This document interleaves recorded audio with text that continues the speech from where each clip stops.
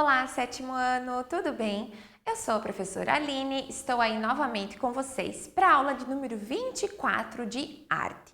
E hoje nós vamos conhecer um movimento muito legal chamado Op Art, que vem dessa arte aí visual, né? Que traz aí essas linhas onduladas e nos causa um efeito aí de ilusão de ótica. Como objetivos, temos analisar os elementos constitutivos das artes visuais, pesquisar, apreciar e analisar formas distintas das artes visuais tradicionais e contemporâneas. Então, a Op Art é um movimento artístico, né, também chamado de arte óptica, porque envolve mexe com a nossa visão, né? Mexe com a maneira com que a gente percebe essa pintura, esse desenho e nos traz essas ilusões de ótica, né? É um recurso visual aí que confunde a visão humana, né? São formas que vão parecer se mexer, aumentar, diminuir, vibrar. Então, esse tipo de arte, né, essas pinturas, esses desenhos têm essa intenção de mexer com a nossa visão. E sem nós, espectadores, elas não têm como existir, porque o efeito óptico só acontece quando alguém a observa. Então, ela sozinha acaba não causando, né, todo esse movimento, essa intenção, então, dos artistas. O auge desse movimento ele aconteceu aí em 1965, quando o Museu de Arte Moderna de Nova York abraçou aí o estilo, né, com uma exposição chamada O Olho que Responde, que apresentou aí 123 pinturas e esculturas de grandes artistas do movimento. Olhem fixamente para essa imagem. Essa é uma obra de um artista brasileiro chamado Luiz Sassilotto. Vejam se isso não parece rodar, não parecem dois rolos que se diminuem ali e são o quê? Uma série de retângulos que vão aumentando e diminuindo sua altura e largura, causando essa impressão que bem no meio, né, olhando horizontalmente, eles diminuem, parece que tem uma dobra, né, elas ficam profundas. Então causa esse incômodo visual até, por que não dizer?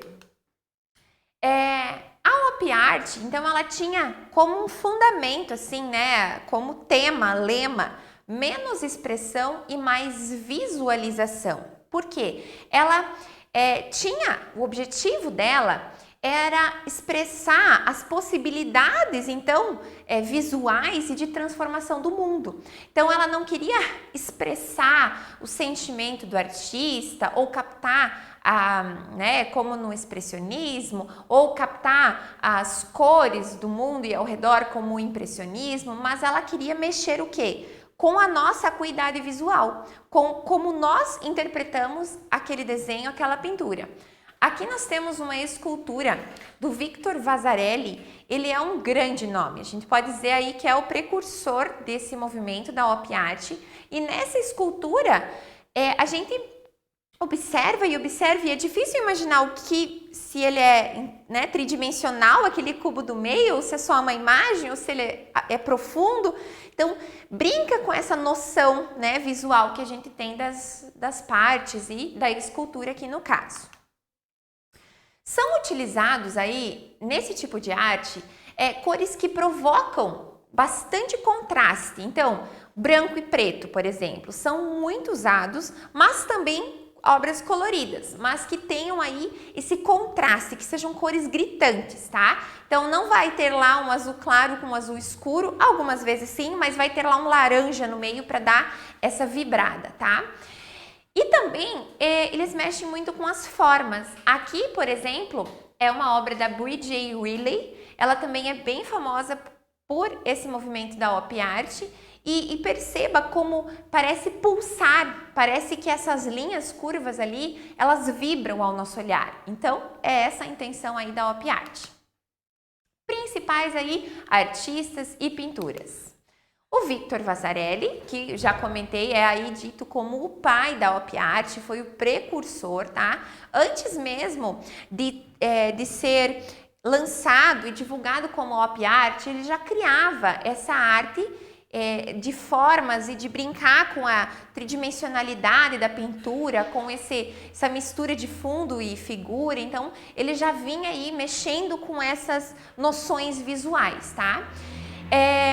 E ele depois faz obras coloridas, como as do fundo ali, né, da imagem, mas também grandes obras somente em preto e branco. Aqui nós temos um exemplo, uma obra chamada Arlequim, do Vasarely, onde ele brinca com o formato dos quadrados, né? Alargando, encolhendo, então dão a ideia da saliência da barriga desse arlequim, da cabeça. Então ele dá a ideia dessas curvas nessa malha quadriculada, né? E as obras dele provocam aí sensações de velocidade, de dinamismo e modificam, né, muitas dessas obras, não só do Vasarely, mas de acordo com a nossa posição, ou se a gente se mexe ao observar, parece que elas vibram mais ainda ou elas até se modificam. Então elas brincam realmente de como, né, com a nossa visão perante elas. Essa pintura que eu me referi, que é uma obra dele muito conhecida, e que ela foi feita aí mais ou menos uns 30 anos antes do conceito op art aí vir à tona, tá? Ela se chama Zebra e a gente vê duas imagem de duas zebras, né? Ele pintou em 1937, então bem antes aí do surgimento da op art. Mas ele já brincava com esse dinamismo das linhas e também com esse fundo, né? Que esse fundo ali se funde com as listras da zebra. E com certeza foi aí uma grande sacada a pintura das zebras, né? Por mexer aí com essas cores e já tem o preto e branco, que é muito significativo aí na op art também. Essa aqui é Dois Tigres, de 1938, ela vem na mesma onda das zebras, também brincando, dando volume aí para esse animal, para esse desenho, esse formato com essas linhas curvas, tá? E então, aqui representa esses dois tigres, né, no início de uma luta, de uma disputa ali, e é uma superfície plana, mas que assim como nas zebras, nos dá um volume tão realista, realmente parece, né, que não é só bidimensional, não é só um desenho, mas é o quê? É essa linha curva que nos dá esse efeito visual tão legal. Quero convidá-los a criar um efeito visual, assim como o Vasarely, utilizando a linha curva. Vocês vão precisar de papel, uma folha de papel sulfite, lápis, escrever, régua, muito importante, e canetinhas coloridas, ou lápis de cor, ou um canetão preto já dá certo, tá? Deixa eu mostrar, eu fiz um pronto para mostrar para vocês como vai ficar. Não sei se dá para ver bem, tá? Pela distância do vídeo, mas eu utilizei a minha mão para parecer que ela tem volume, para causar esse efeito visual, tá? Vou colocar ela aqui do ladinho e vou mostrando como eu fiz ao lado dela para você já ir comparando como fica pronta, tá? Esse rascunho que eu já iniciei, eu iniciei a lápis, então talvez não dê para ver bem, mas para eu mostrar como que eu fiz. Primeiro passo, você vai contornar a sua mão no centro da folha, tá? Usando o lápis de escrever. Então, eu já contornei a minha mão aqui. Isso você pode fazer com qualquer objeto, qualquer desenho, mas eu gosto de usar o contorno da mão porque é algo que você já tem pronto, é fácil de fazer, não precisa aí se concentrar tanto em desenhar uma figura, né? E aí, depois disso, primeiro passo, com a régua e bastante atenção, traçar essas linhas, ó, essas linhas bem retas e que tenham mais ou menos a mesma distância entre elas. Eu não medi aqui, mas temos aí, ó, colocando a régua 1 centímetro, mais ou menos, né? O que não dá é ficar uma bem perto, uma da outra, depois um espação, não vai criar esse efeito, tá? Importante destacar que ao fazer essa linha, eu não posso passar a linha reta em cima da minha mão, porque é a mão que vai precisar do volume. Então, eu vou traçar essa linha reta, ó, até encostar no meu dedo, passo o dedo e vou traçando a linha, então, sem passar a linha reta sobre a minha mão, tá? Sem passar essa linha. Eu vou contornar algumas aqui com a minha canetinha para vocês verem como é que vai ficar. Porque o lápis, ele vê muito pouco. Então, eu vou contornar aqui, ó, já tiro a régua que dá para ver. Vou passar, então, essa linha reta sem cobrir os meus dedos, porque aqui vai ser diferente. Vou passar mais uma linha ou duas aqui para a gente conseguir fazer a curvatura dos dedos. E é na parte dos dedos que você vai ver, então, o efeito, né? O tridimensional da sua mão. Quanto mais curva for a sua linha na sua mão, mais vai parecer que ela está subindo, né? Está em cima da folha. Quanto mais perto as linhas também, mais bonito vai ficar, só que vai te dar mais trabalho. Então, eu, por exemplo, aqui seria legal se eu passasse mais uma linha dentro de cada linha dessas, para ele ficar bem cheio de listrinhas mesmo. Então, olha só, tracei as linhas aqui, vou usar uma outra cor, vou usar um azul para ficar bem diferente.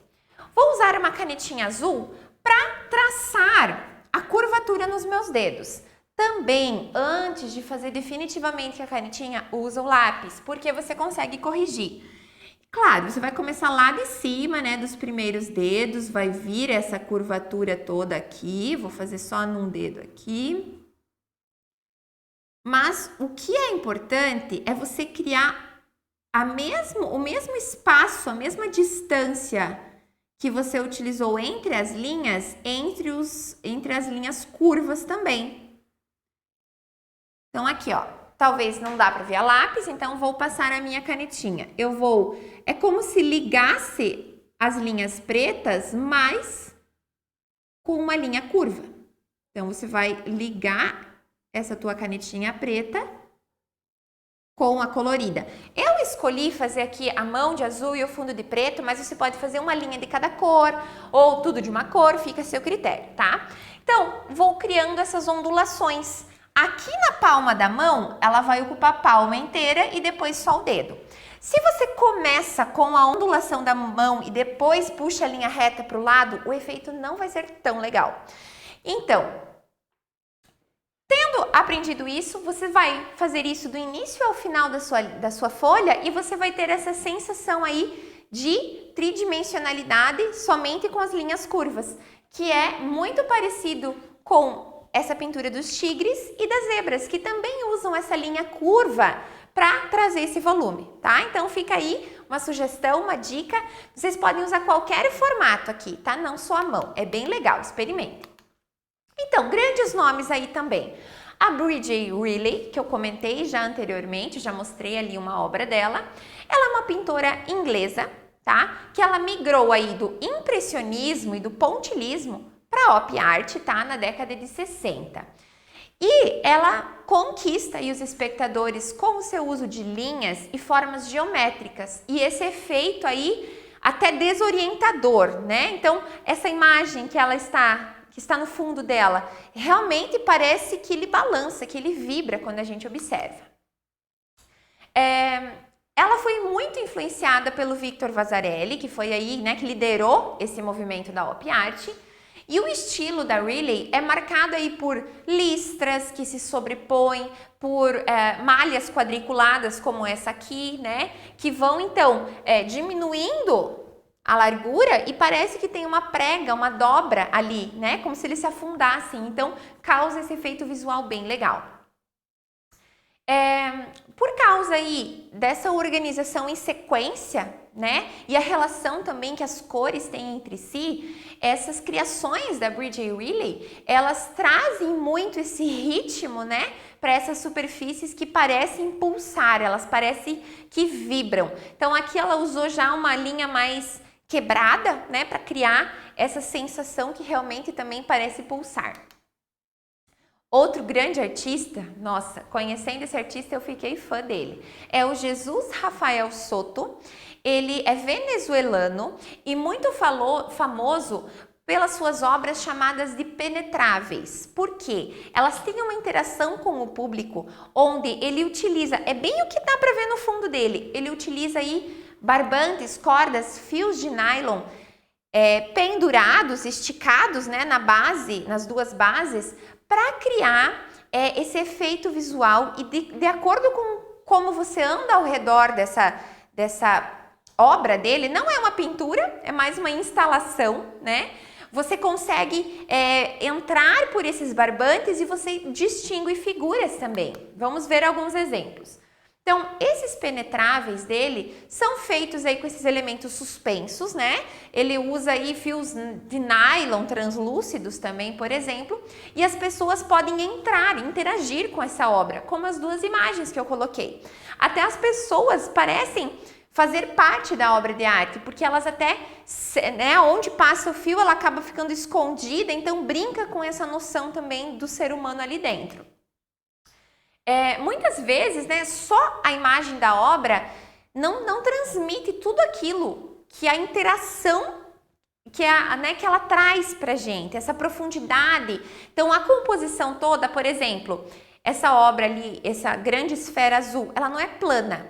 Ela tem profundidade, é como se fosse um enorme cubo cheio de linhas suspensas que formam, dependendo do ângulo que você olha, esse grande círculo azul. Deixo como sugestão esse vídeo aqui embaixo, assistam, ele é bem legal, é um passeio que você dá ao redor das obras dele, então você entende o que são essas linhas suspensas, tá? É muito legal, assistam que vale a pena. Então, assim conhecemos, né, um pouco da Op Art. Nas próximas aulas a gente vai se aprofundar em alguns artistas. Espero que tenham gostado e até a próxima!